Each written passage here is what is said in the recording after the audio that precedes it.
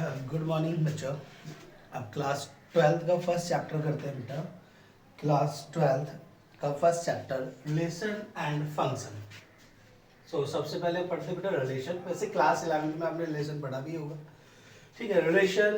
Relation R in the sets S may be denoted by R a comma b.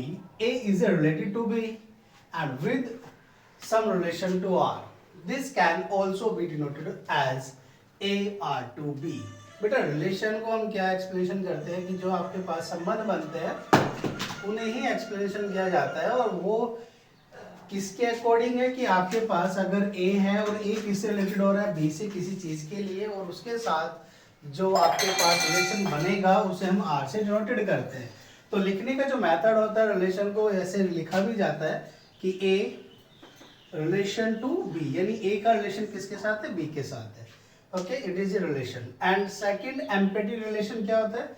A relation are from set a to b set b is called an empty relation if no element of A is related to any element of B, that is R is equal to 5। बेटे class 11 में आपने set पढ़ा होगा, और set के अंदर आपने empty set पढ़ा होगा कि एम्पटी सेट होता क्या है।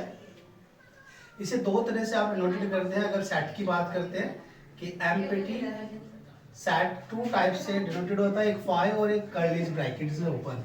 तो यही चीज यह कह रहा है कि अगर आपके पास दो सेट हो A और B और एन एम्पटी, वे दोनों एम्पटी और रिलेशन के लिए, तो non element of A is related कि ए का जो भी एलिमेंट होगा वो बी के साथ रिलेट नहीं करेगा। अगर ऐसी कंडीशन मिलती है तो वो आपका क्या हो जाता है, एम्पटी रिलेशन बन जाता है। यानी आर से ऐसे डिनोट करते हैं या 5 इक्वल टू में रहता है तो वो एम्पटी रिलेशन कहलाता है, ठीक है।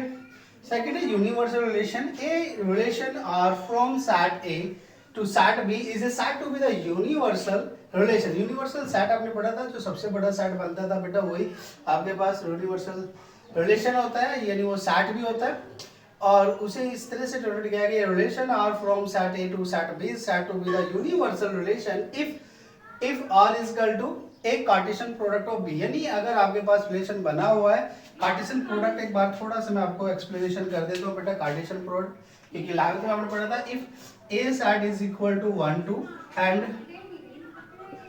set B is equal to 2 1, and then find the Cartesian product A cross B, so is equal to 1 comma 2 and 1 comma 1 and 2 comma 2 and 2 comma 1। this is a Cartesian product। तो ये कह रहा है कि अगर आपके पास यूनिवर्सल सेट बनता है, इनके अंदर दो थे बेटा एलिमेंट, और ए सेट के अंदर 2 एलिमेंट्स है, बी सेट के अंदर भी 2 एलिमेंट्स है, बट जैसे हमने कार्टेशियन प्रोडक्ट है 2 मल्टीप्लाई 2 से 4 एलिमेंट, दीज आर यूनिवर्सल, ठीक है। तो यूनिवर्सल रिलेशन कि जब आपके पास आर किसके इक्वल हो जाए, कार्टेशियन प्रोडक्ट के इक्वल आ जाए दो सेट की, तो वो क्या बन जाता है, आपका यूनिवर्सल रिलेशन बन जाता है।